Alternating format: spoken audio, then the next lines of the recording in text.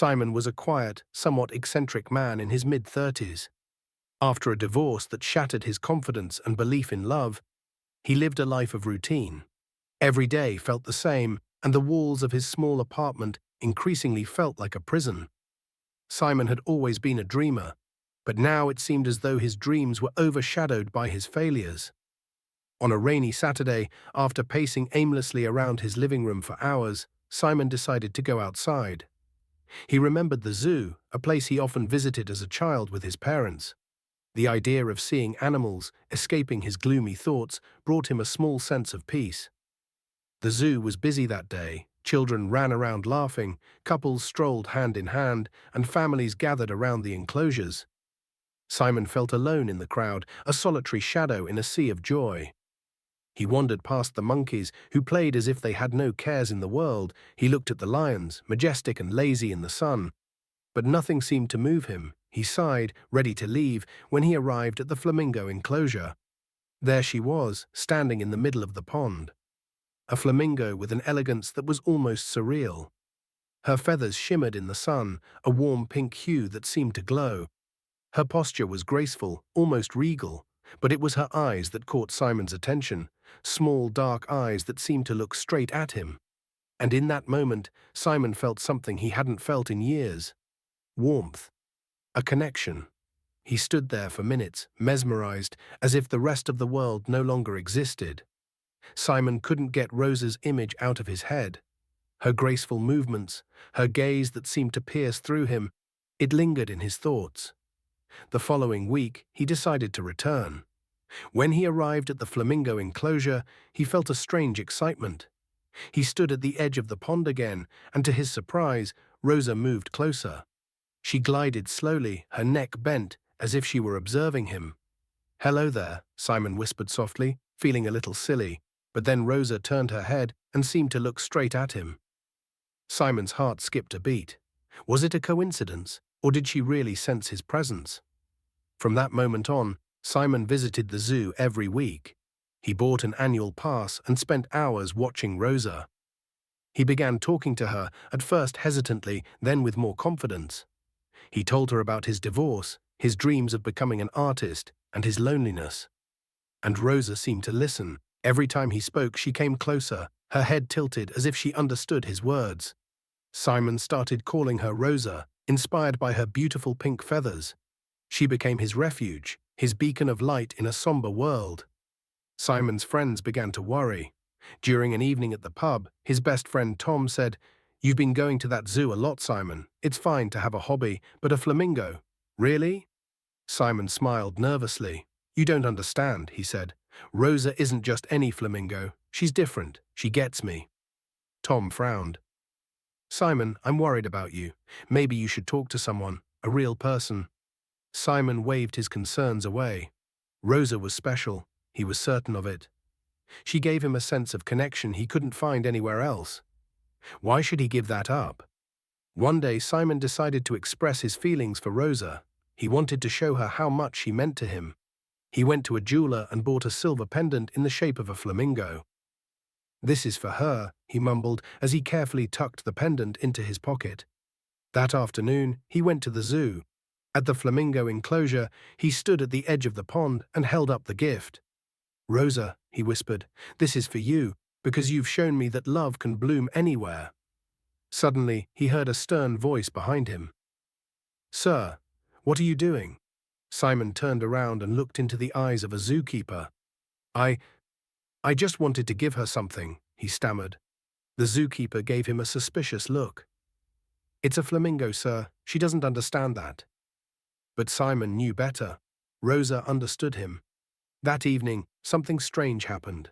When Simon finally fell asleep, he was taken into a dream more vivid than any other he could remember. He stood in an enormous, serene garden, filled with exotic flowers in every color of the rainbow. The air was infused with a sweet fragrance, and in the distance he heard soft music. In the center of the garden stood Rosa. But this time she was no longer a flamingo. She had transformed. Instead of feathers, she had taken on a human form.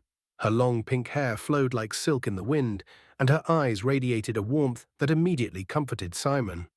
She smiled at him and said, "Simon, you've set me free."